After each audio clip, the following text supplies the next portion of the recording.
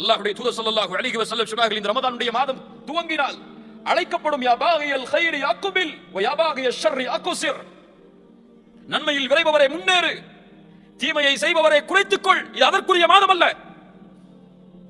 குறைத்துக்கொள். வலில்லாஹி உத்தகாஉ மினன் நார். நல்ல கவனிங்க, வலில்லாஹி உத்தகாஉ மினன் நார் வதாலிக ஃபீ குல்லி லைலா. அல்லாஹு அக்பர். என்ன நற்செய்தி! இந்த ரமதானுடைய மாதத்தில் ஒவ்வொரு இரவும் நரகத்திலிருந்து அல்லாஹ் மனிதர்களை விடுதலை செய்கிறான். எந்த இரவெல்லாம்? கடைசி 10 இரவு மட்டுமல்ல, 23, 25, 27, 29 ஒற்றைப்படை இரவுகள் மட்டுமல்ல, ரமதானுடைய ஒவ்வொரு இரவிலும் நரகத்திலிருந்து அல்லாஹ் மனிதர்களை விடுதலை செய்கிறான்.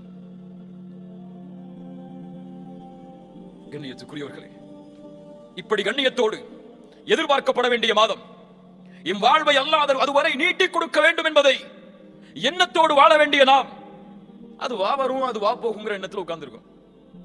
ரமதான் வருதுன்னு சொல்லி யாருக்காவது மகிழ்ச்சி இருக்கா? கொஞ்சம் உள்ளத்தை தொட்டு சொல்லுங்க.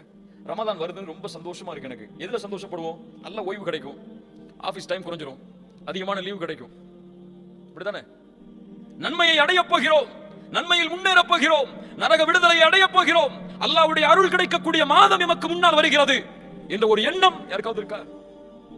இவர்கள் யார் தெரியுமா? ரமதானுடைய பிறையை பார்த்தால் அழுவார்கள். என்ன அழுகை அது? மகிழ்ச்சியின் அழுகை.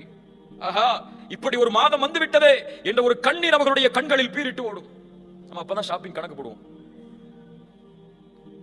ரமதான் சென்றால் கவலையில் வாடுவார்கள். அடுத்த ரமதானை அடைவதற்கு அல்லாஹ் எனக்கு வாய்ப்பை அளிப்பானா என்று. கண்ணியத்துக்குரியவர்களே, ரமதானை அடைவது பாக்கியம், ரமதானை அடைவது கண்ணியம், ரமதானை அடைவது அல்லாஹ்வின் அருள். யார் அதை பாதுகாத்தார்களோ அவர்கள் பாதுகாக்கப்படுவார்கள், யார் வீணடித்தார்களோ அல்லாஹ் அவர்களை பாதுகாக்கட்டும், அவர்கள் வீணடிக்கப்படுவார்கள்.